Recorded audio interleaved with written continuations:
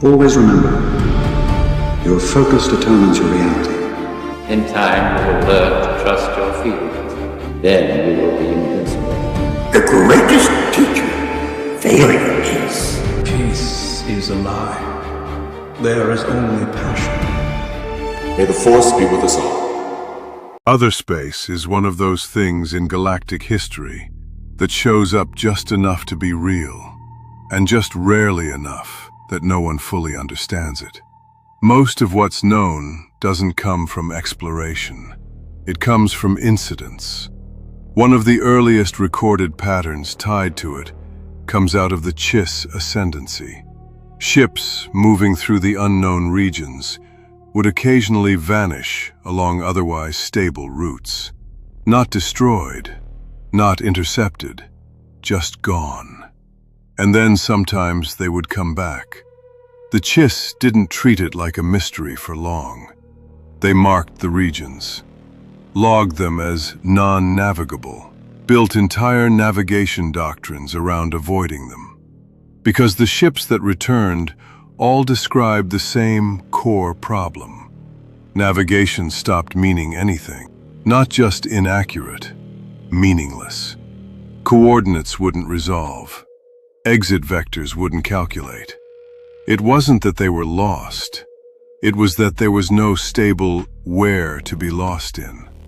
Centuries later, during the time of the Galactic Empire, similar reports started surfacing again, this time from controlled hyperspace experiments.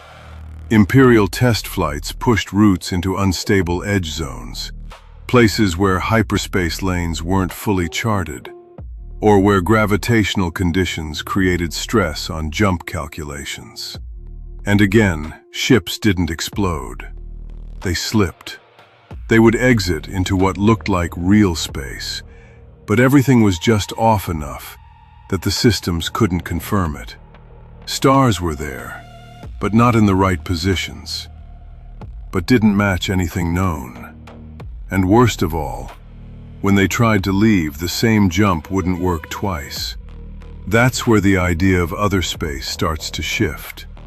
At first, it's just treated as a navigational hazard, a bad layer of hyperspace, a glitch between systems. But when you line up the Chiss records with the Imperial ones, something more interesting starts to show. These weren't random failures. They were consistent in one specific way. Every ship described ending up in a version of space that almost made sense. Not completely different, not completely alien, just not the same. OTHERSpace doesn't look like another universe. It looks like this one, just slightly wrong. Because if hyperspace is a way to move through space faster, and real space is the stable version everyone agrees on, then OTHERSpace might not be a place at all. It might be what happens when you fall out of the version of reality that won. Every hyperspace jump depends on precision. Calculating hyperspace coordinates.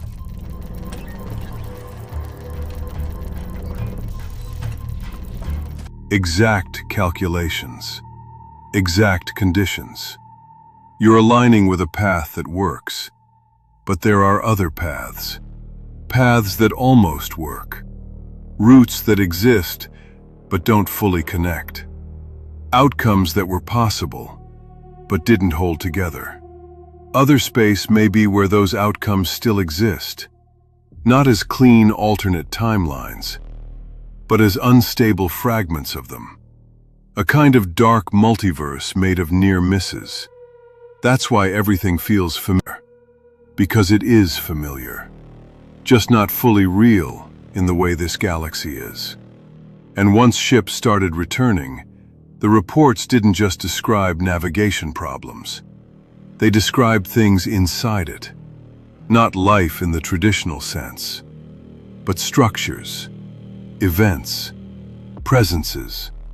One recurring pattern shows up in multiple logs.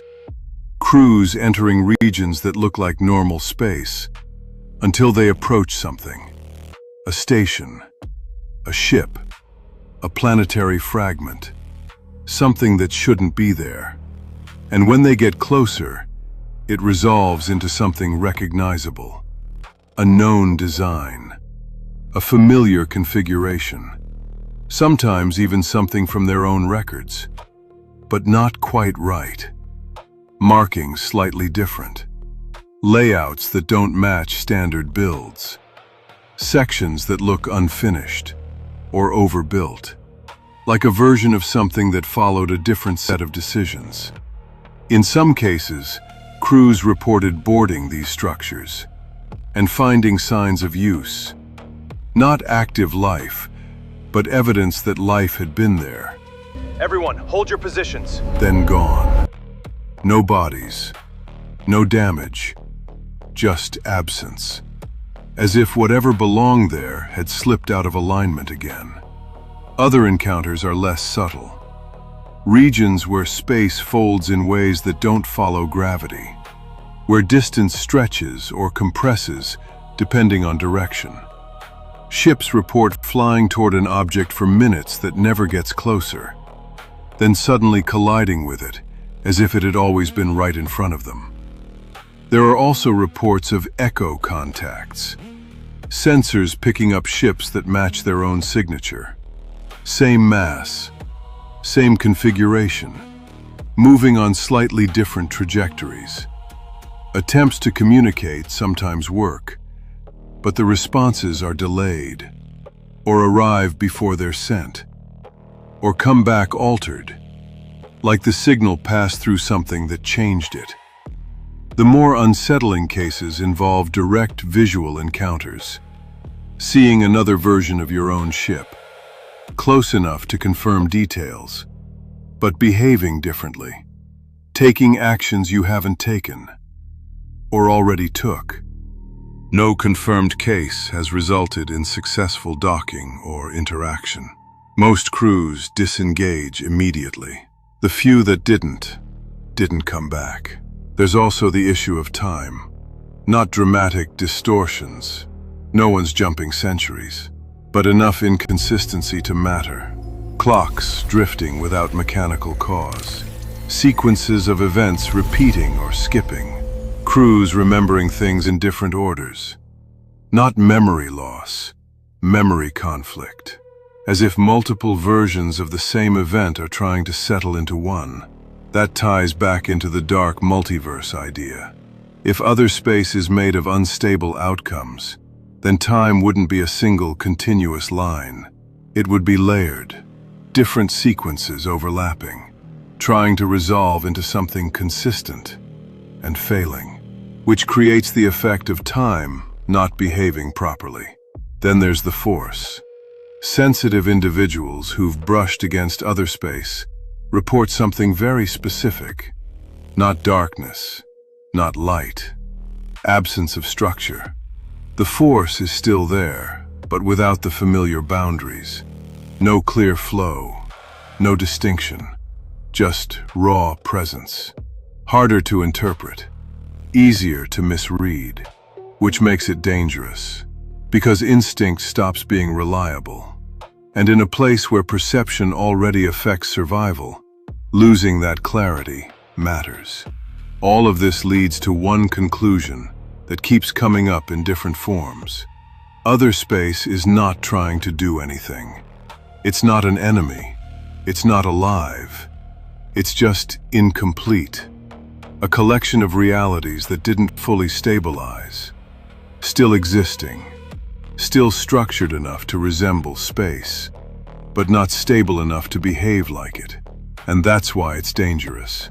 Because when something stable, like a ship, a crew, a mind, enters that environment, it doesn't just pass through it. It interacts with it. And interaction means influence. Small at first. Navigation errors.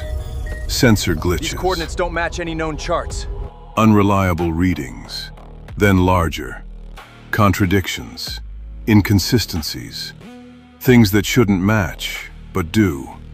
Things that should match, but don't. Until eventually, You're not just observing the instability, you're part of it. And that's the real risk. Not that you'll be destroyed, but that you'll lose track of which version of events is actually happening.